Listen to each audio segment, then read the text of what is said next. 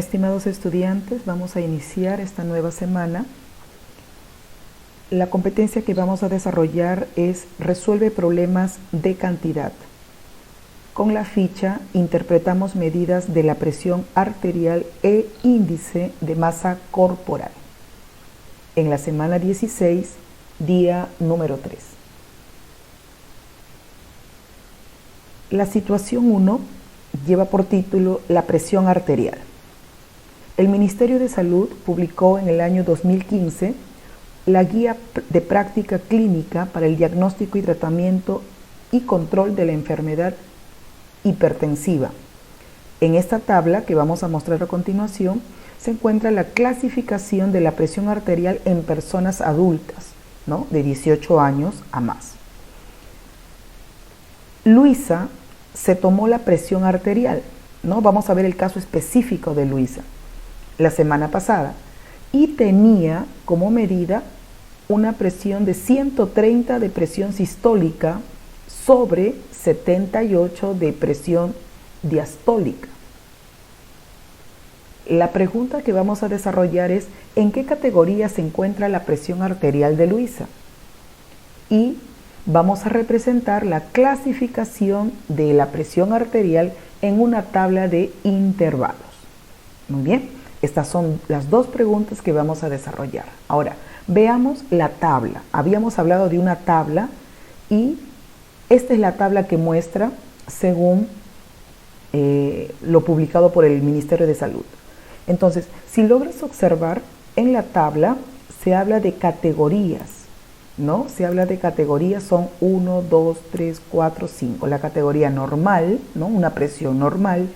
Hay la categoría hipertensión, está la categoría hipertensión y dentro de ella hay dos, la hipertensión estadio 1 y la hipertensión estadio 2. Las dos presiones, en este caso la sistólica y la diastólica, está como unidad para ellas el milímetro de mercurio.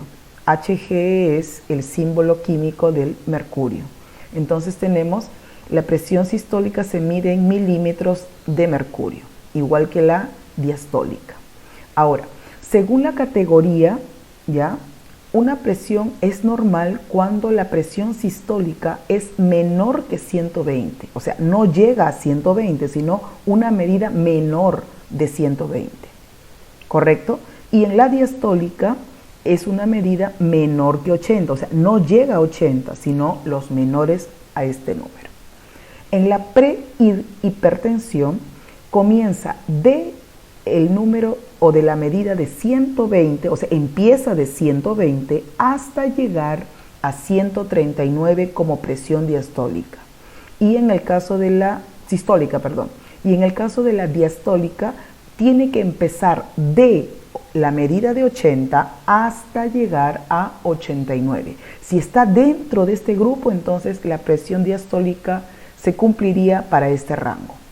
En la hipertensión se considera a aquellas personas que tienen un valor de 140 a más. Si la presión de esta persona, en el caso de la sistólica, es un valor de 140 o mayor o más que este, entonces estaría dentro de este rango, ¿no? Igual que en la presión diastólica sería de 90 a más, ¿no? Tiene que empezar de 90 a un valor mayor. Ahora, si esta persona, por ejemplo, en la presión sistólica es de 140 a más, entonces se van a separar dos grupos.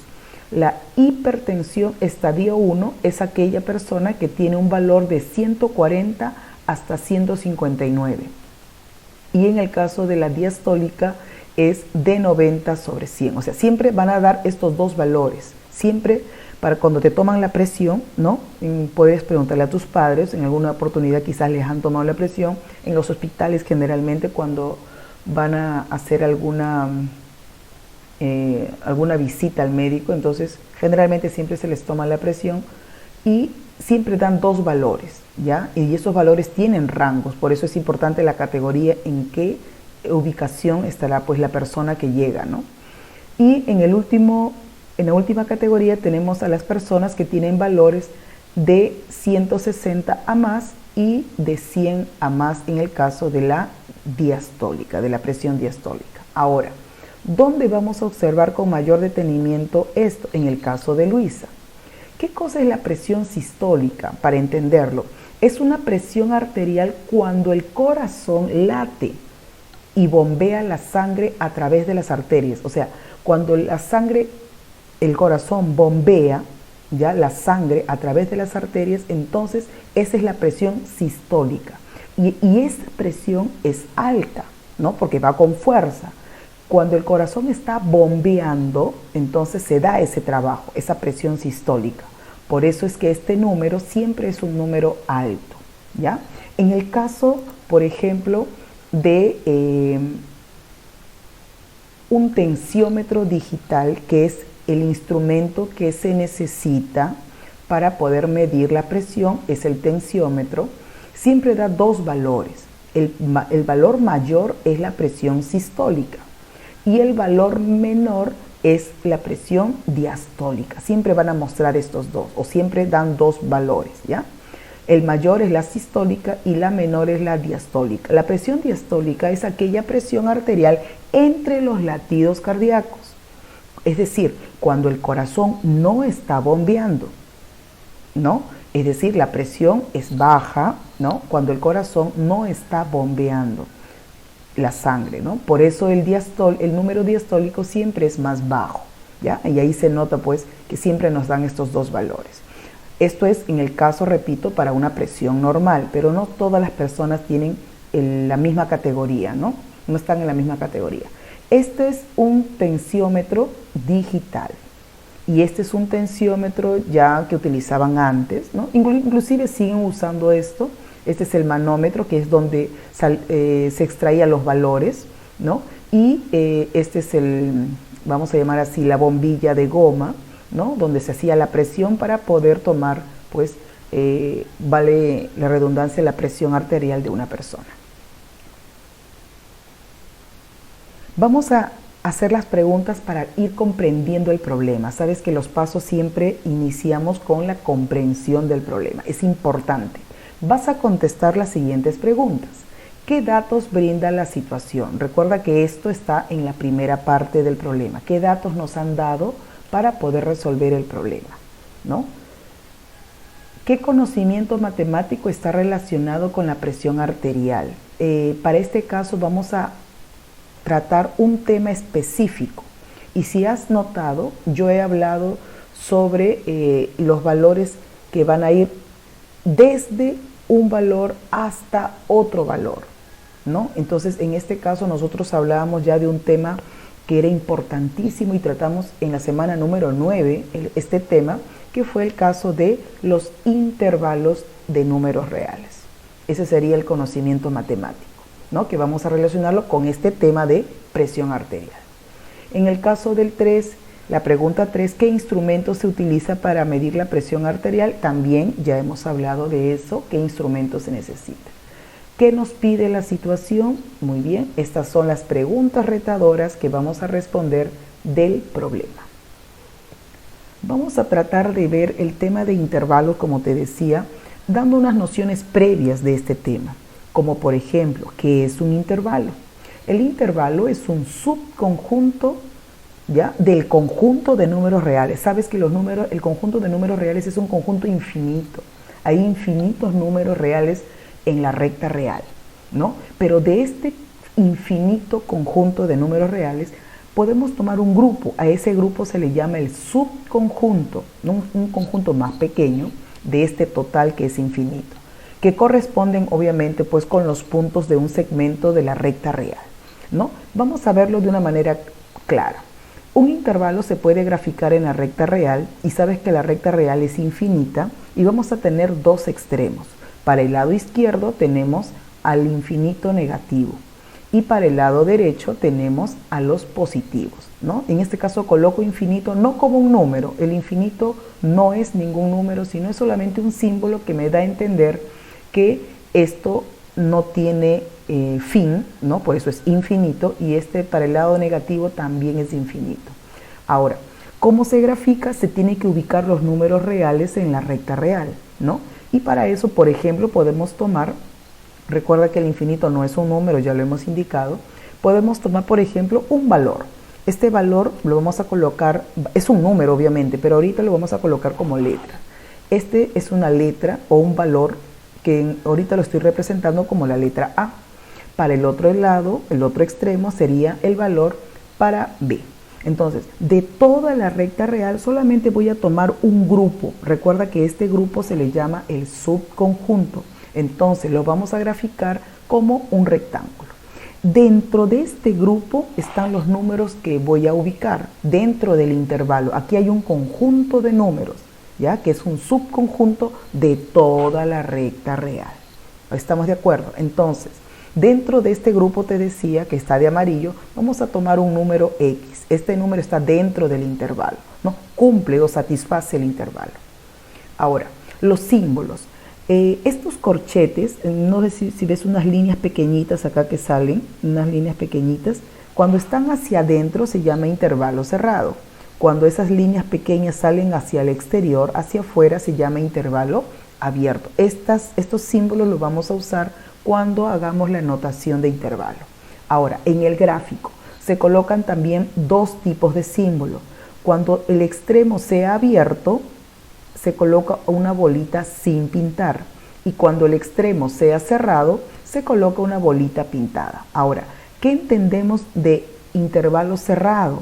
Es cuando se toma en cuenta el número, es decir, si se considera el extremo de ese número, porque es cerrado. En cambio, un intervalo es abierto cuando no se considera dicho valor o dicho extremo, ¿ya? No se considera. En el intervalo abierto no se considera el extremo y en el intervalo cerrado sí se considera el extremo.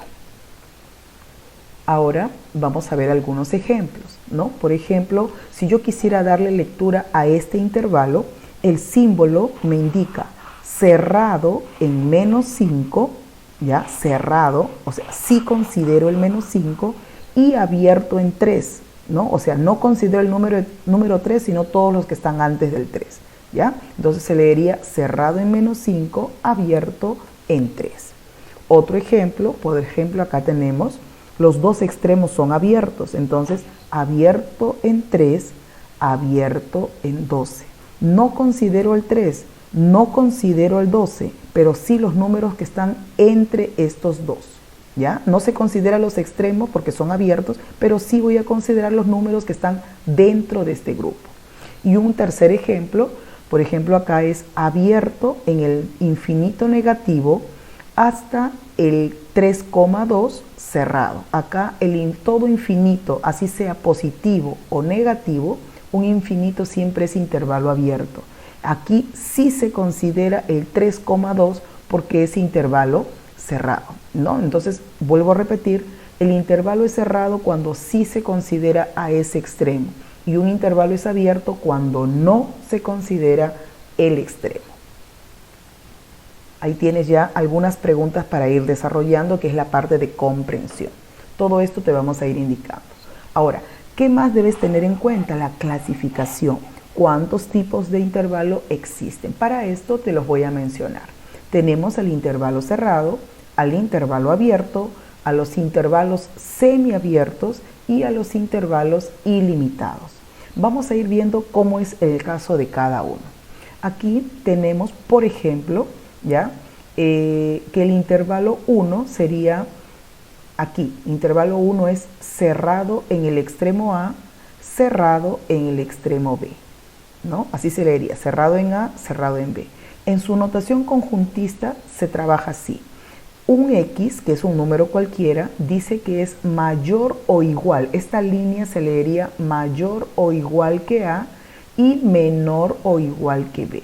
Recuerda que como es un conjunto, todo conjunto va entre llaves. Entonces la lectura total sería, el intervalo 1 es igual a X tal que X pertenece al conjunto de números reales tal que X es mayor o igual que A, pero menor o igual que B. ¿Qué significa este menor o igual que A, mayor o igual que A o menor y menor o igual que B, significa que esto es un intervalo cerrado. ¿Por qué? Porque el símbolo es menor o igual, significa de que voy a tomar el extremo, ¿ya? Por eso, tanto en el A, como tiene esta línea abajo, y tanto en el B, que también tiene esta línea, ambos son intervalos cerrados, ¿ya? Entonces, cada vez que veas este símbolo, que en este caso es menor, con una línea abajo, eso es intervalo cerrado. Si no tiene la línea, entonces es un intervalo abierto, para que lo aprendas a diferenciar. Entonces, ¿cómo sería la notación gráfica? Sería así. En la recta numérica colocas los dos infinitos, ¿no? Colocamos el extremo A, colocamos el extremo B, levantamos el intervalo y como ambos son intervalos cerrados, porque consideran al extremo A y al extremo B, en la gráfica debes colocar una bolita pintada, tanto para el extremo A como para el extremo B.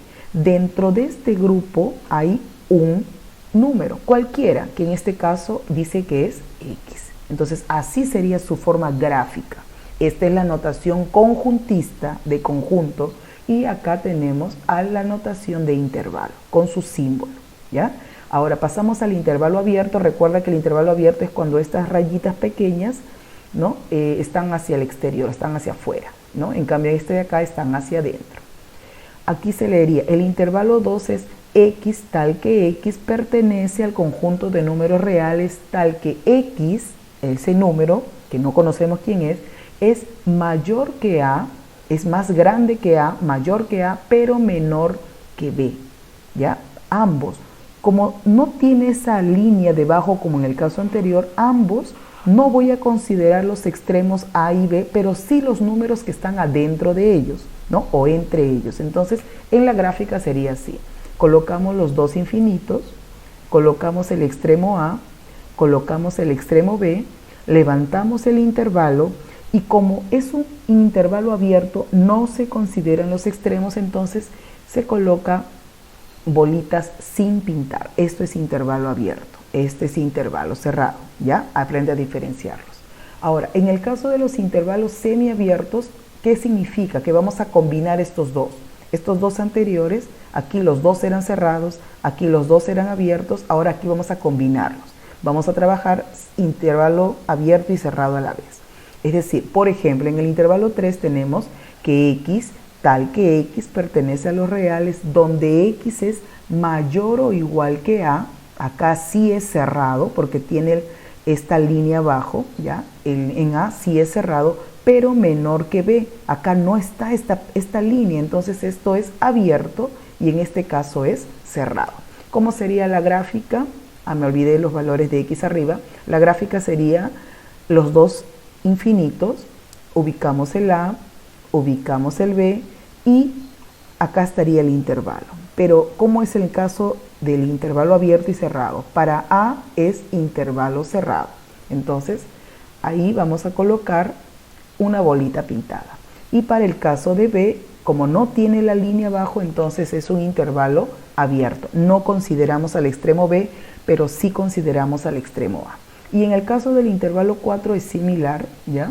Igualito, esto es abierto en A y cerrado en B. Entonces, X tal que X pertenece al conjunto de números reales donde X es mayor que A, no tiene la línea, intervalo abierto, y menor o igual que B. Este sí tiene la línea, por lo tanto en B es cerrado. ¿Cómo sería la gráfica? De la misma manera. Los dos extremos, el extremo A, el extremo B, levantamos el intervalo y en A es intervalo abierto. ¿Ya? Ahí está. Y en B es intervalo cerrado porque sí considera al extremo B, ¿no? Y dentro de él hay un número X que sería pues el que me indican en esta parte. En el caso de los intervalos ilimitados, significa que solamente va a tener un extremo. El otro extremo no lo tiene porque justamente se va hacia el infinito, ya sea positivo o sea negativo. Aquí sería abierto en el más infinito, ¿ya? Hasta A cerrado, ¿no? En este caso acá debería ser menos infinito, no es más, ¿ya? Acá hay un error, por favor, acá es menos infinito, ¿ok?